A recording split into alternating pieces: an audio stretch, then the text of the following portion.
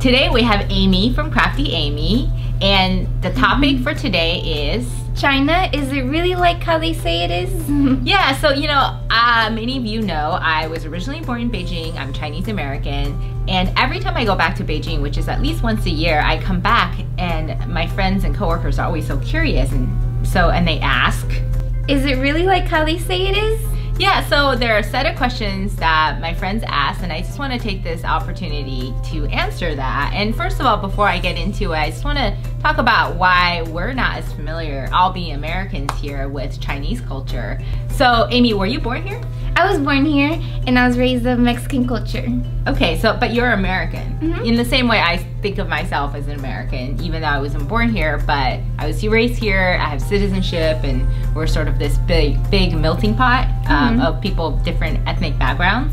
But for some reason, I think a lot of my friends are just not as familiar with Chinese culture, maybe because Chinese media is not as familiar to us, and China is so far away. So yeah, let's start with me answering some of your questions about China. So my question is, I always thought that fortune cookies were invented in San Francisco in Chinatown, and I always thought maybe if China uses them in their country. Yeah, so it's funny, I never see fortune cookies in China wherever I go.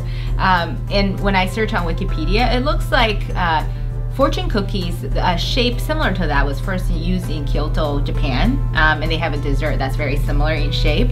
But I think most people would agree that it was invented in the Bay Area, but there's a dispute over whether it was the Japanese tea garden that first served them or a Chinese restaurant first serving them. So there's still a dispute whether it was actually invented by the Japanese or the Chinese. But generally, it was started here in San Francisco Bay Area. What is the reason that China came out with the birth control and the one-child policy? Yeah, so it actually started in the 1960s when Mao was in power. He decided that he wanted farming to be the basis of economy for China, and that because of that, he really supported big families who can provide more labor for farming.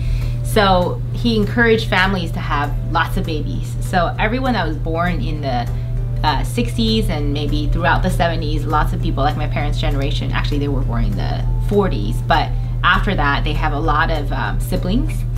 And so within a span of 10 years, by the time 15 years by the time Deng Xiaoping came to power, they realized that the population had quadrupled in like a span of 15 years. So then he started implementing methods from the government to limit, so he encouraged birth control, he encouraged people having one child, and then at the point he was just like, man, our population is going to explode and we won't have an economy that can sustain it. So they started enforcing strict policies against having more than one child. For example, you could lose your job with the government if you ended up, and everybody was employed by the government in the 80s.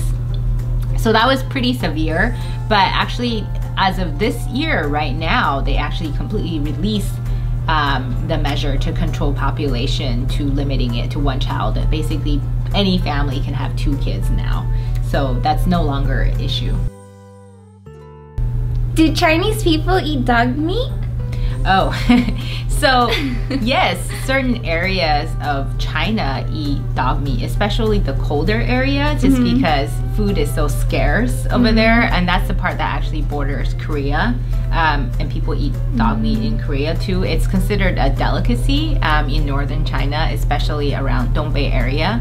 But not everyone in China eats dog meat. I think it's northern China and also in Guangdong area, which is close to Hong Kong. China is so big, it's like saying, do all Americans eat Texas barbecue? Not really, or quesadillas. Yeah.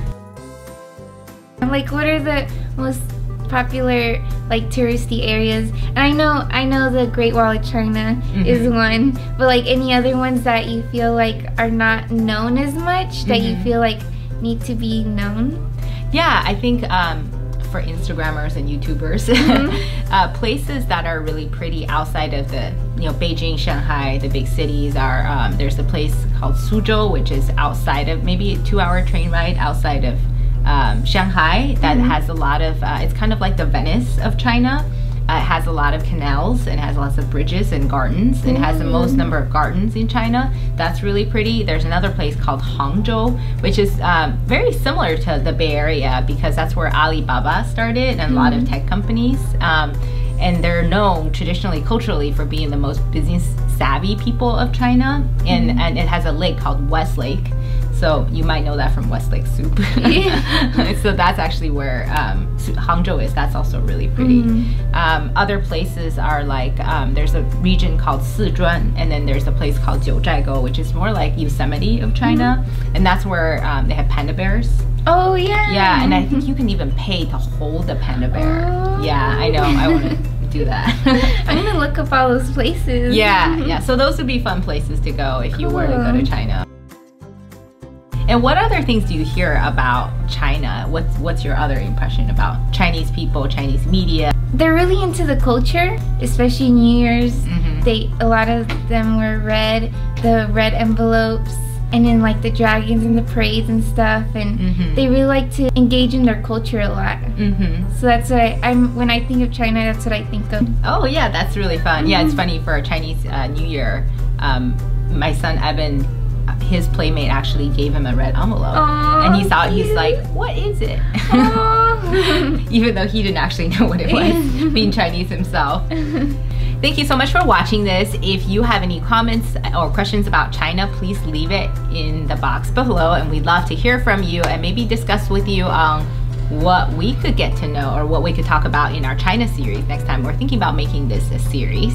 And in addition to that, we wanted to announce the winner from one of our previous videos, which is Fashion Trends of 2016 Spring, and the winner is Gary Maria 212. Thank you for letting us know how stripes are viewed as evil. We are very enlightened by your answer, and don't forget to subscribe and give us a thumbs up, and check out Amy's channel. Thank you so much for being a guest Yeah, thank you for having me. And we'll see you next time.